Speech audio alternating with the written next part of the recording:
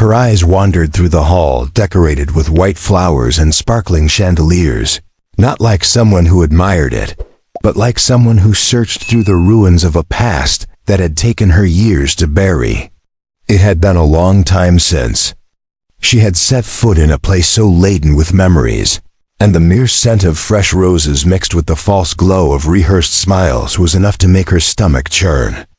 Her hands, however, remained steady, holding the folder of documents with the same precision with which she had held herself together. During all the years she was forgotten. It was easy to pretend it didn't hurt anymore. Too easy, even.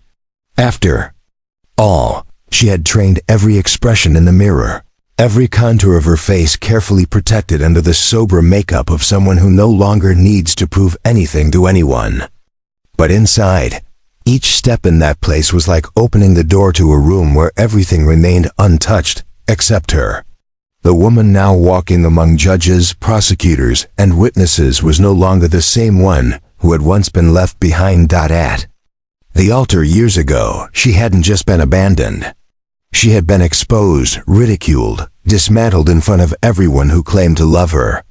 The looks of pity weren't the worst. The silence that followed them was. The kind of silence that echoes for years, like the painful resonance of something that should have been forgotten, but never was. That day, she learned that love can be more cruel than hate when disguised as a promise. His name had returned to the news with force, this time not as the visionary businessman, but as the defendant in a case so meticulous that even the most experienced lawyers avoided commenting on it publicly. And it was only when his name appeared at the top of the judge's assignment that the realization hit her. Fate has a sense of irony that surpasses any drama script, but unlike dramas, here there would be no cuts, no soundtrack. Only truths. Courtroom was packed. Reporters, staff, onlookers. Everyone knew that this case wasn't just legal, it was personal. But no one dared to say it aloud. She, seated in the highest chair in the room, showed nothing but professionalism. Her hair, pinned in a flawless bun, the robe precisely fitted, her eyes firm. And yet, there was something in the air. A tension that couldn't be ignored. The years had sculpted in her an elegant coldness, a necessary distance. The one who once believed in happy endings now believed in justice, and only in that. She had been betrayed by trust, crushed by public shame, abandoned at the altar by a man who said he loved her, but chose power instead. Now he stood before her. Not as a husband, not as an ex, but as a defendant. She didn't tremble. Didn't hesitate. Every word read in that case was like a well-rehearsed score, which she mastered with the precision of someone who learned to stay silent in order to survive. But no one there knew what it had cost to keep her voice steady. No one knew how many times she had sat on the floor of the university bathroom, trying to hold back tears so she wouldn't collapse before exams. No one knew that behind the woman who now presided, there was a girl who cried alone after hearing the muffled laughter. On the day the wedding was called off, the first witness entered and the past lurked between the lines. It was the same bridesmaid who, years ago, had lent her a dress and said, laughing, that it was better than she deserved. Today, the woman didn't recognize her immediately. And maybe that was for the best. Because the greatest revenge she could offer wasn't confrontation, it was forgetting. With each testimony, she stitched together the narrative of a crime that, although corporate, was intimate. The manipulation of contracts, the misuse of funds, the ghost names tied to the company, everything pointed to him. And he, with the same confident face, still tried to maintain the posture of someone who believed charm could erase sins. But she knew enough to dismantle the castle he had built on lies. During the break, she didn't leave the room. She remained there, staring at the papers, but seeing beyond them. Seeing the day her mother hugged her in the church bathroom, saying everything would pass. Seeing the unanswered text message. Seeing the wedding ring thrown on the table, as if love were disposable. She saw it all. And yet, she maintained her composure. Because what drove her wasn't revenge. It was justice. A journalist tried to approach her, asking questions about the past. She didn't respond. She simply looked at him the way someone sees through the superficiality of a world that consumes others' tragedies as entertainment. And she returned to her seat, as if every step was a silent manifesto of dignity. When he was called to testify, the room held its breath. It was the first time their eyes met in a long time. He hesitated, searched her face for the woman he had abandoned, didn't find her, and for a brief moment, faltered. But she didn't. She maintained a neutral tone, asked the questions, followed the protocol. As if she were judging a stranger, his voice trembled slightly as he answered. Tried to sound confident, but something in him was unraveling. Maybe it was the weight of recognition. Maybe it was his conscience. Or maybe it was fear. Because in that moment, he understood. She didn't need to raise her voice to be heard. Her authority came from the silence she had learned to master. Prosecution presented strong evidence, and she calmly confirmed the authenticity of each one. The gazes returned to her, waiting for any sign of emotion. But she was a wall, a fortress built on pain. Every word she spoke was measured, every gesture calculated. She wasn't just judging a case. She was judging the past. He tried to smile, in an almost automatic gesture, as if the charm of the past could crack her armor. But she didn't smile back. And in that second, he realized that he had lost something greater than a trial. He had lost the right to be remembered with tenderness. At the court cafe, two interns whispered to each other that the judge on that case was too cold. They had no idea that coldness is often a choice made by those who learned not to bleed in public. A choice made by someone who had to turn pain into structure, humiliation into discipline, abandonment into focus. During the analysis of closing arguments, she held a pen but didn't take notes. It was an automatic gesture, more to steady her hands than to record anything, because everything she needed was in her memory. Every detail, every timeline, every name involved. She had prepared herself not only as a jurist, but as a survivor. He continued to defend himself, spoke with conviction. But his words seemed to float in a room where the truth had already taken shape. The public alternated glances between him and her, and it was clear that something had shifted, not just the case, but the power. The defense lawyer tried to discredit her with insinuations of conflict of interest, but it was countered with the elegance of someone who knows the law and understands her own scars. Her impartiality stood above any accusation, and every word she spoke was backed by solid arguments and documented evidence. The trial wasn't just legal. It was symbolic. It was the reunion of two versions of the same story, the one that had been silenced, and the one that now spoke with authority. She knew her role was to apply the law, but she also knew that this moment represented something greater. It represented all the women who had been humiliated, ridiculed, left behind. The days leading up to the case had been silent. She reviewed every document on her own, letting not a single line escape. Not because she doubted her team, but because she needed to face it directly. Needed to stare down the monster that once made her believe she wasn't enough. In that room, filled with echoes of the past, she rose to declare the day adjourned, and for an instant looked toward the defendant. Not with anger, not with pity, but with the firmness of someone who no longer needs to explain herself. Then, she turned and walked with steady steps toward the exit, while everyone remained in silence. Night fell over the city, but inside her, something lit up.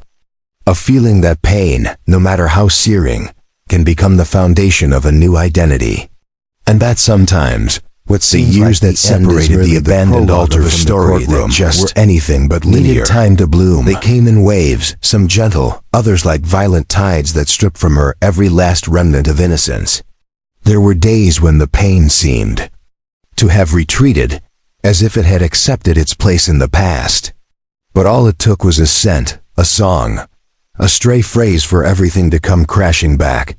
demanding to be remembered, screaming inside her as if it had never been forgotten. She graduated in law with the highest grades in her class, but no one saw what was behind the embroidered robe she wore at the ceremony.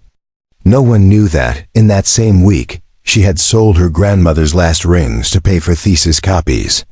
She had no family standing to applaud her, no boyfriend holding flowers, not even enough friends to celebrate with.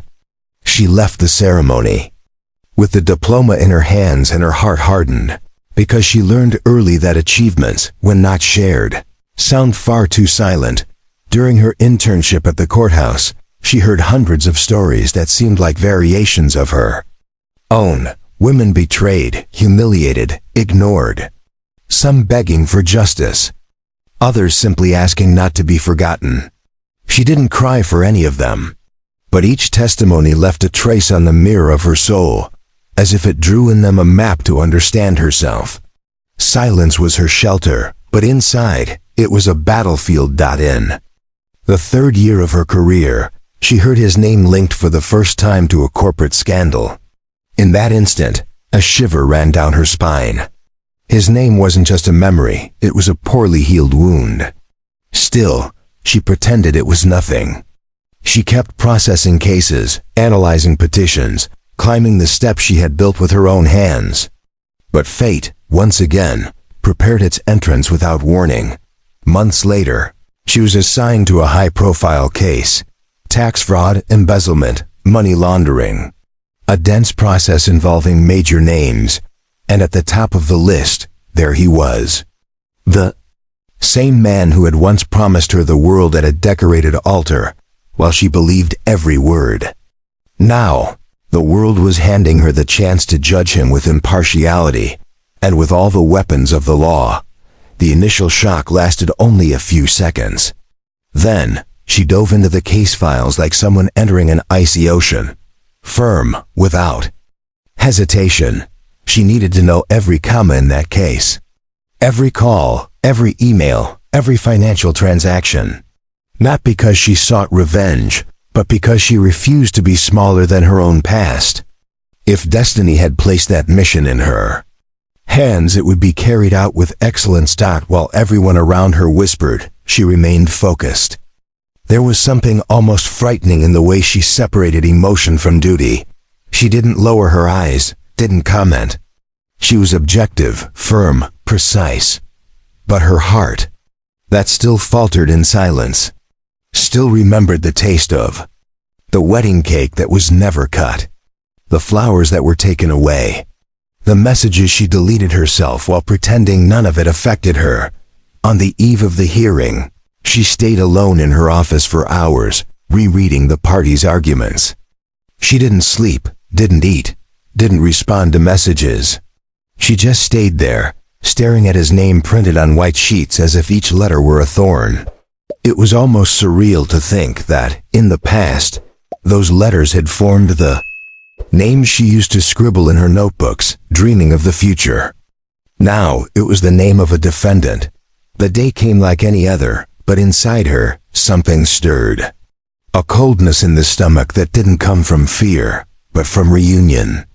It was like returning to a house where everything had been destroyed, only to realize some walls were still standing. The courtroom was full, and the faces looking at her saw nothing but the judge responsible for a high-profile case. But she knew that, beneath that robe, there were layers no one would ever understand. He entered the room with the same posture as always. Expensive suit, neatly combed hair, familiar cologne. But his eyes, they weren't the same. There was a trace of discomfort in them, disbelief. Perhaps he expected to find in her the woman he had left at the altar. Perhaps he thought a smile would be enough to destabilize her. But he found something he never imagined: serenity. The minutes before the testimony were silent. She crossed her fingers over the desk, pretending not to notice his presence. But the heart, though disguised, didn't know how to lie. It beat fast, hard, as if every beat echoed a no scream too late. Still, she remained there, her dignity intact.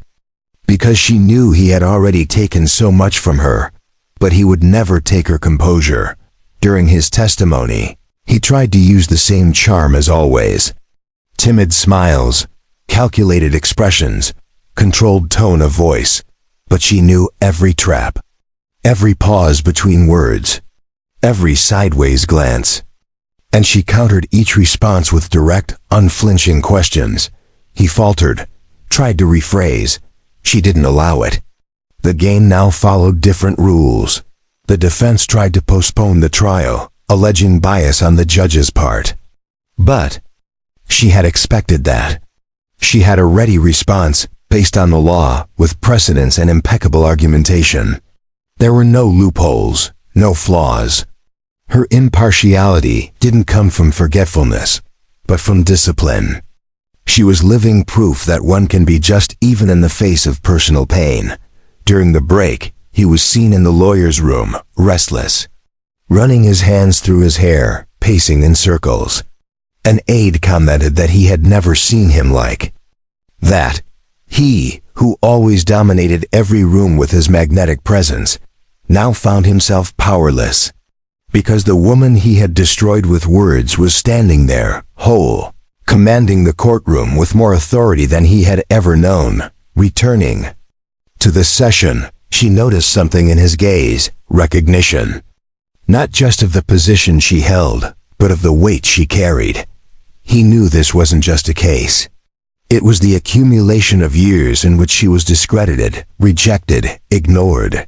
And yet, she listened to him attentively, not for him, but for the office she upheld.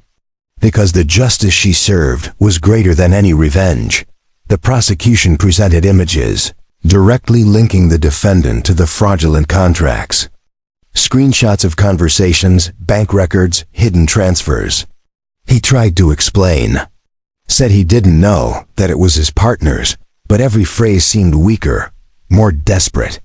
And the more he spoke, the clearer it became how vast the distance was between who he had been and who she had become. Murmurs in the audience grew louder. Everyone sensed there was something more to that hearing. Something beyond the files. It was like watching a movie, but knowing the actors were living every line for real. She showed nothing. No smile, no sigh. Only the strength of someone who understands that sometimes the best answer is just as in a moment of carelessness. He called her by name. Not formally, but like someone trying to access old memories. She lifted her eyes for a second. Just one. And in that look, he understood. Everything. She wasn't there to remember. She was there to perform a role. And in that role, he was just another among so many who thought they were above the law. The afternoon moved on, and the trial approached closing arguments. She authorized the statements, controlled the time, avoided disruptions. She was admired, even by more experienced colleagues. But no one knew how hard it was to maintain that coldness. How much effort it took not to let a single tear fall in front of the one who had once turned her to dust. On the way out, a group of journalists tried to intercept her. They wanted statements, headlines. She ignored them, walked past them as if wrapped in glass. Because at that moment, it wasn't fame she was after. It was peace. She entered the official car, and for the first time that day, sighed. A silent sigh that no one could hear. Because only she knew that the real judgment hadn't begun yet. And when it did, it would be final. She had learned to live with silence the way one learns to live with a scar. It was no longer something that embarrassed her. It was something that protected her. And in the days that followed the hearing, that silence grew. Inside her, around her, in the corridors of the courthouse and the pages of the newspapers. But it wasn't the same silence of abandonment. It was a dense silence, heavy with expectation. Like the air before a storm. The case moved forward, and the evidence piled up like sand in an hourglass. Everything pointed to him. Offshore accounts, properties under other people's names, ghost employees. With each new document, she felt that she was rebuilding not only the trajectory of a criminal, but also the wreckage of the woman who once believed in him. It was like assembling a puzzle with sharp-edged pieces. Each fit hurt, but revealed more of the truth. That week, the newspapers plastered old photos across their headlines. One of them showed the couple smiling, holding hands, months before the wedding that never happened. She wore a light blue dress, he a beige linen suit. What the reporters didn't know, what no one knew, was that on that night, right after that photo, he left her waiting for hours outside a restaurant, saying he had been called to an urgent meeting. She walked home on foot, heels in her hands, eyes heavier than her body. Her aides suggested she recuse herself from the case, fearing speculation. But she didn't budge. She had spent too long letting others decide what she could or couldn't endure. And now there, in front of the biggest case of her career, she would not allow fear to take her off course. Because for the first time in years, she wasn't running from the past, she was confronting it. He, on the other hand, seemed to shrink with each session. Shoulders once straight, now slumped slightly. The voice that once dominated entire rooms was now just another among many trying to justify itself. And there was something in his eyes that wasn't guilt, it was disbelief. As if he still couldn't accept that she had become someone capable of judging him. As if, in some corner of his pride, there still remained the certainty that she would never be strong enough. She met her own ghosts at night. She would sit alone on the balcony of the small functional apartment she'd used since moving to the city. It wasn't luxurious, but it was hers. There, between a cup of tea and the marked-up pages of the case file, she reviewed not only the documents, but the fragments of her own story. Not like someone who laments, but like someone who understands. Like someone who, at last, can name what she feels. Her sister called her in the middle of the night. They hadn't spoken in months. Said she'd seen the article, that she was proud, that she never imagined she'd come so far. She thanked her kindly, but hung up feeling a familiar emptiness. Because during every difficult moment, no one had been there. And now that her success was making headlines, they all reappeared, as if their absence had been just a short break. His lawyer proposed a deal. Said the client was willing to cooperate, return part of the money, admit to some of the wrongdoings. She listened calmly, reviewed the terms, and declined.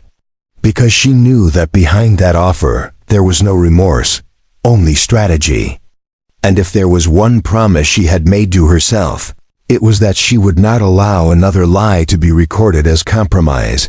Behind the scenes, colleagues praised her coldness, called her impeccable, but she knew how much she fought every day to maintain that posture. She knew that every day she had to gather her own shattered pieces and glue them together with silence. Not because she wanted to appear strong, but because she couldn't afford to fall apart in front of the eyes that once abandoned her. The legal net tightened, and the defense began to show signs of desperation. Contradictory documents were submitted. Witnesses disappeared. One was discredited. On the very day of the summons, she watched it all with clinical eyes. It was no longer emotion that moved her. It was precision. On Friday, the chief prosecutor called her into his office. Said he admired her conduct, that he knew the case was delicate, offered her the possibility of a transfer to another jurisdiction after it ended. She thanked him, but declined, because she saw no reason to flee when she was about to close the very cycle that had defined her for so long. The defendant began arriving earlier at court, trying to show commitment. It was clear that something in him had changed. His eyes were deeper, the wrinkles around his mouth more visible. Maybe time was finally demanding from him what he never had the courage to feel. During an evidentiary hearing, a key witness was heard. It was a former business partner, distanced years ago. The man, visibly worn, described in detail the schemes orchestrated by the former partner. Said he had tried to warn him. Said that she, even before the breakup, had already questioned suspicious actions. The room fell silent. And for a moment, all eyes turned to her. But she remained there, unmoved. That testimony served as a definitive piece of the puzzle. It was the confirmation that she had always been right. And paradoxically, it was also the reminder that no one listened to her. That when she tried to speak up, she was called insecure, jealous, unstable. Words that were weapons disguised as advice. On the way out, he tried to approach her. Claimed he wanted to clarify something. She didn't allow it. Said that everything he needed to clarify was in the case file. And that there, in that courtroom, there were only two possible roles: justice and the defendant. The press speculated about the sentence. Some said it would be lenient, due to lack of definitive proof. Others that she would make a point of being exemplary. But no one really knew. Because she gave no interviews, responded to no provocations, allowed no photos outside the courthouse. It was as if she had erased her identity, replacing it with the mission of judging with firmness. One night, she dreamed of the wedding day. But in the dream, there were no guests. No flowers. Just her standing at the empty altar, holding a pen. And instead of vows, she read a sentence. She woke up with her heart racing and eyes misty, but she didn't cry.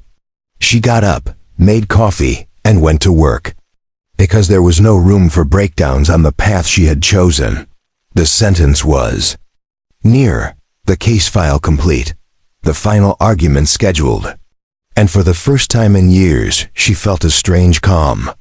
As if, after so many turns, the world had finally arrived where it was supposed to. In the courthouse hallway, an employee whispered that the case felt like a movie. And she, overhearing it unintentionally, smiled inwardly. Because she knew movies have edited endings. Life doesn't. Life leaves marks, leaves noise, leaves unresolved things. But it also offers redemption. At the final hearing before the verdict, the defendant got straight to the point. Said he knew she hated him, that he didn't expect forgiveness, but that he wanted her to know what happened in the past was a mistake. She listened without interrupting. Not out of respect, but strategy. Because she knew that if she spoke, her response would come with the weight of justice, not with half-digested memories. At the end of that day, alone in her office, she faced the blank page where she would write the final decision. She picked up the pen, took a deep breath, and before touching the paper, looked out the window. The city moved on as usual. Cars passing, people in a hurry. No one knew that, in that exact moment, a woman was finally rewriting her own story. At the tip of the pen there was more than ink. There was contained pain. There were broken promises. There were silences that now would become paragraphs. And every word written would be a response to everything she had swallowed in silence. The document grew line by line, dense, firm, technical. But anyone who knew her story would understand. Every comma was a scream she never gave. Every legal citation, a scar turned into argument. Every article of the Constitution, a reminder that justice is sometimes the only love that doesn't betray. When she finished, she read it all in a low voice. Reread it, signed it, and placed it in the envelope. She knew that paper would change many things, but more than that, it would close a cycle. And in that closure, she didn't seek glory, only peace. On the morning of the sentencing, the courtroom felt different. The whispers of chairs being pulled back, the hurried footsteps of clerks, the tense glint in the eyes of the press, everything signaled that something was different in the air. It was as if everyone knew they were about to witness not just the conclusion of a trial, but the final chapter of a story that had been left unfinished for far too long. She arrived before everyone else, walked through the empty corridors with her usual calm, but there was something in her breathing that revealed the weight of the day. At the bottom of her briefcase, she carried the sealed envelope with the verdict. Just one more among many she had signed over the years, but this one had her soul sewn between the lines. Because, for the first time, she wasn't judging out of duty. She was judging with the authority of someone who had once been a victim of what she now condemned. The photographers lined up at the doors like predators waiting for the exact moment to strike. But she passed without looking at any of them. She wasn't seeking an audience. She didn't want applause. She only wanted that cycle to end with the dignity that had been stolen from her at the altar on that day so many pretended not to witness. Because there are pains that don't scream. They just settle quietly inside the body. He entered minutes later. Thinner. No tie. Without the glow he once carried. For the first time. He looked naked in front of everyone, even dressed in his dark suit. His eyes, once proud, now avoided contact. He knew this was not the stage for performances. There was no more room to twist narratives or charm crowds. He was facing the woman who once believed in him and who now held the power to decide. His fate. The room filled quickly. Lawyers, journalists, onlookers, all silent. The kind of silence that comes before a twist. The kind of silence she had learned to recognize with the precision of someone who has already hit rock bottom and knows exactly what the world sounds like when everything collapses. She adjusted her robe, rested her hands on the desk, and took a deep breath, as if every cell in her body needed to be fully present in that moment. Before beginning the reading, she looked out at the attendees and paused briefly. Not to create suspense, but to honor time. Because that moment wasn't just hers. It belonged to all the women who had ever been betrayed, abandoned, silenced. It belonged to all the people who had been judged incapable and who still managed to build castles over ruins. The sentence was read clearly, point by point. The evidence was deemed sufficient, the witnesses consistent, the defense's contradictions blatant, and the conclusion was firm: guilty. Conviction for fraud, money laundering, and mismanagement of public funds. Prison time in a closed regime. Loss of business rights for 8 years. Full restitution to public coffers. No right to appeal in freedom. In that moment, the room seemed to freeze. The sound of the pen being placed on the desk echoed like a muffled thunderclap. He remained motionless, without reaction. The lawyer beside him leaned in and whispered something, but he didn't hear it. His eyes were fixed on her, as if still searching for some trace of the woman who once waited for him in vain. But what he saw was someone else. Someone who had survived. Who had learned to rise in silence. To walk on her own even when the ground had vanished beneath her feet. She looked at him for a brief second. There was no hatred in her eyes. But there was no pity either. There was only justice, and at that moment, that was more powerful than any form of revenge.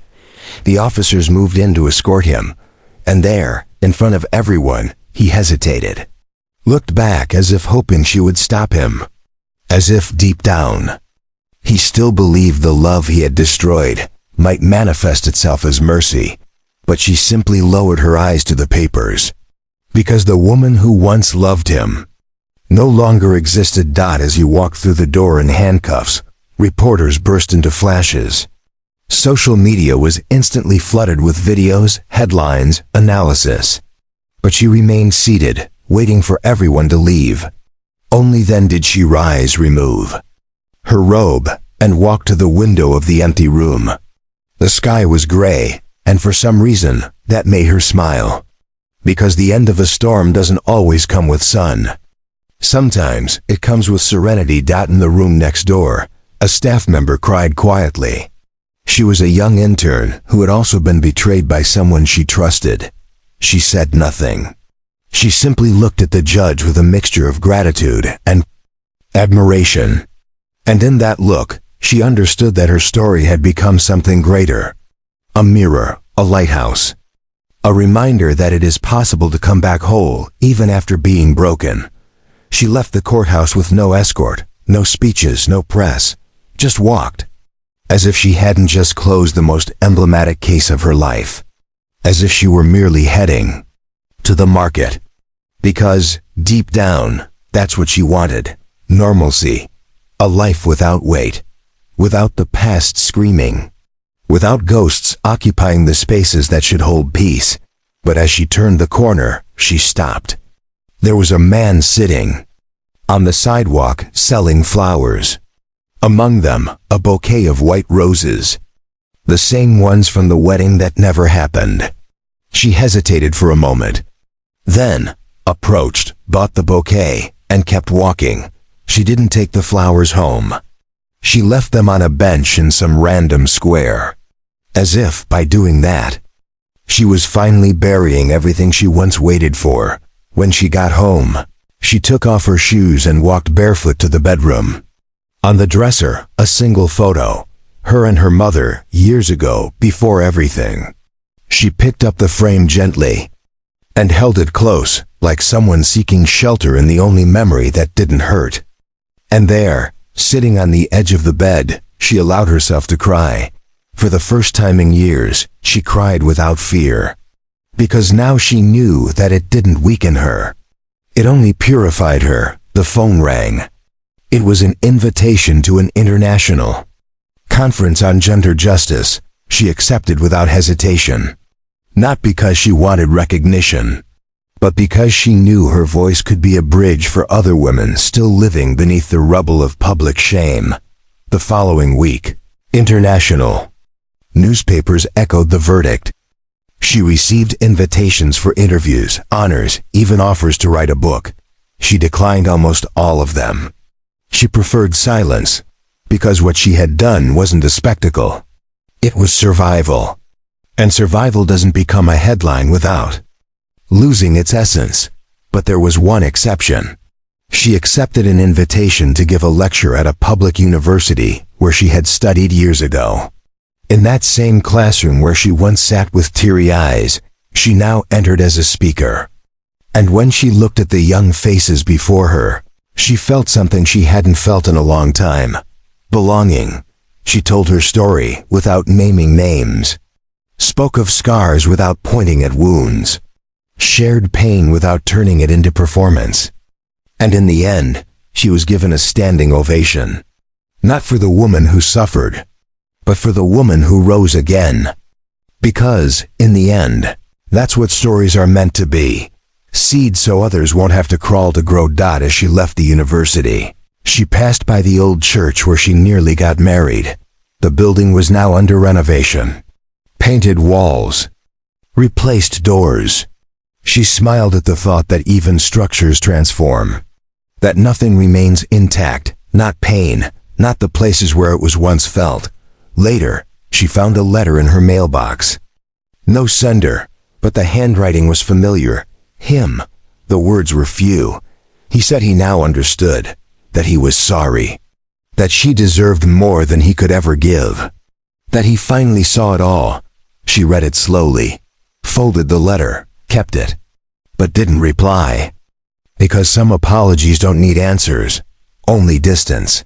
That night, she lit candles on the balcony, made a simple meal, and dined alone, for the first time without feeling absence. Solitude, now, was not emptiness. It was space. A new space. A clean, rebuilt space. A space all her own. When she lay down, she didn't revisit the past, didn't relive the pain. She just slept. Like someone who knows that, come morning, life goes on, but this time, with her in control. The months passed with the lightness of someone who no longer carried what once weighed too heavily. She went back to tending the plants on her windowsill, began walking on Sundays, and rediscovered the pleasure of being present without needing to prove anything. She was a calm presence in her own body. There was no more rush, no more guilt. Just time. The same time that once felt like an enemy was now an ally. At the courthouse, she remained respected, admired, discreet. Her colleagues treated her with reverence, but it was in the details that the real change could be seen. She was no longer seen as the woman who had won a major case, but as someone who carried strength as an extension of her own being. No one dared to call her cold. Now they called her whole. One day, while reviewing old cases, she found a note she had written to herself years ago. Back when she was still an intern. No one is going to stop me from becoming what I'm capable of. She read it in silence, like someone rediscovering a forgotten version of herself. And for a moment, she closed her eyes, as if to thank that young woman who, even alone, never gave up. That same week, a young lawyer approached her after a hearing. She was nervous, insecure, full of doubts about the future.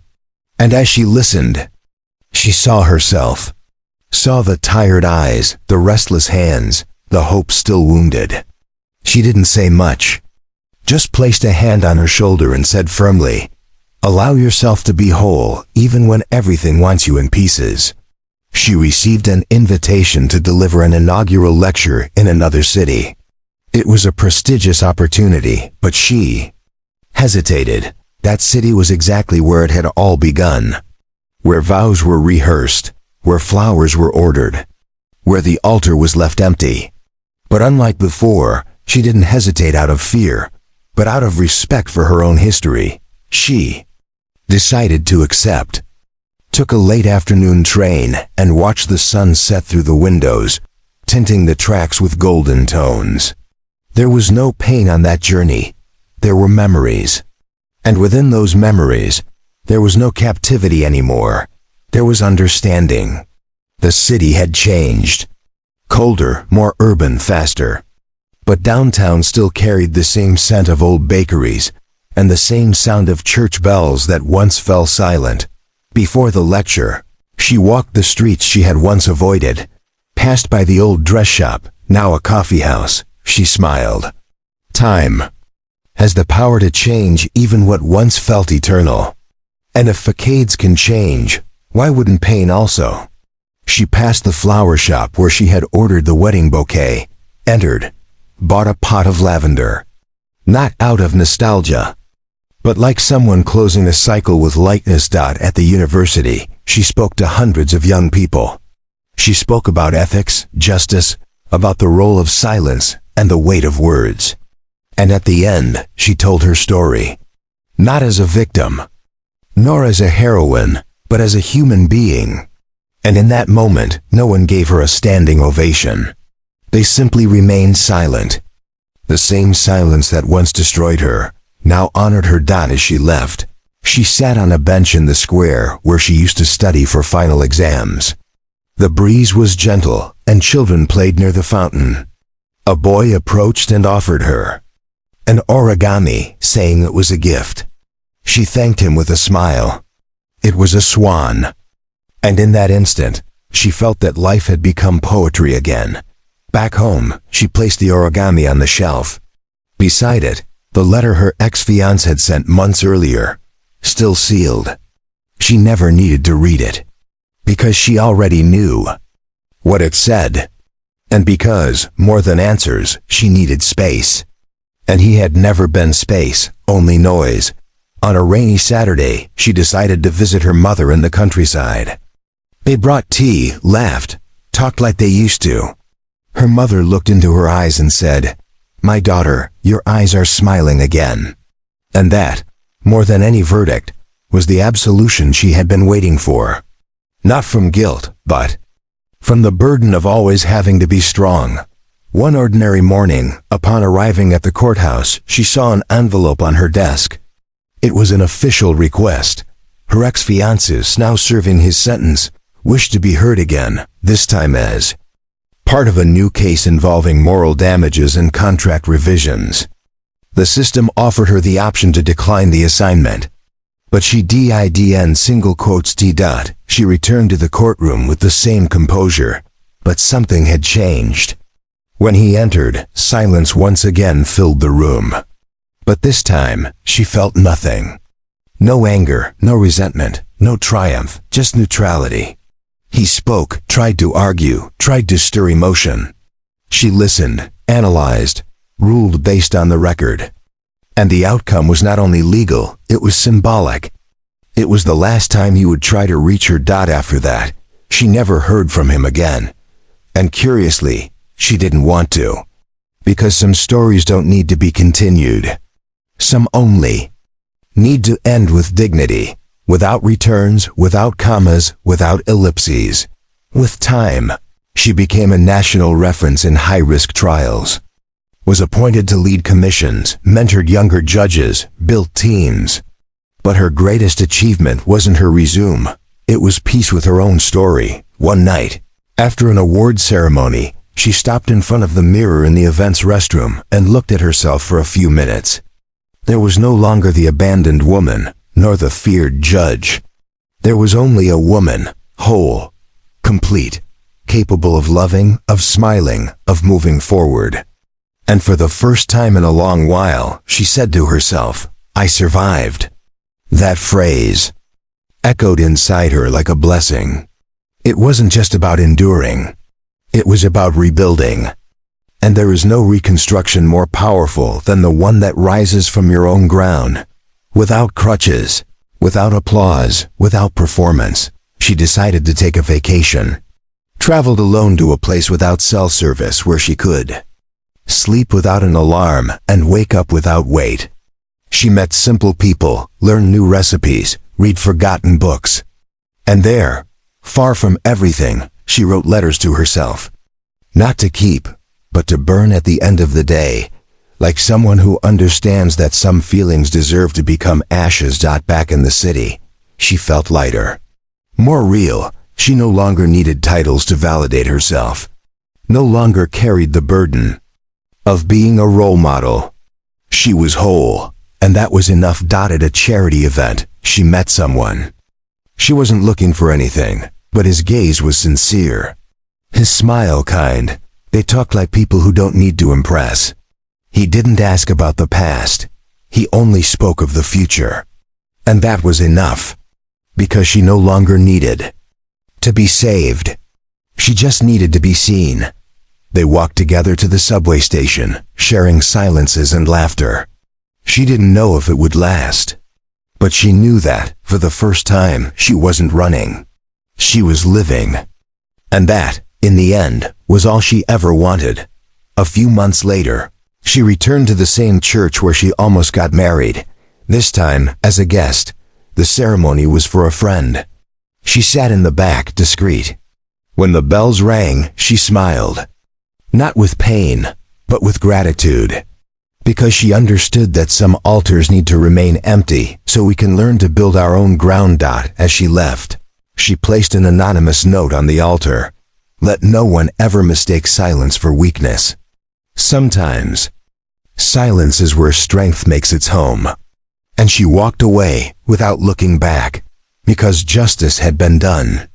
And self-love, finally, too. If this story touched your heart, share it with someone who needs to be reminded that starting over is possible. Subscribe to the channel for more stories like this. Tell us in the comments, which part moved you the most? You've survived this far. And that already makes you a living story.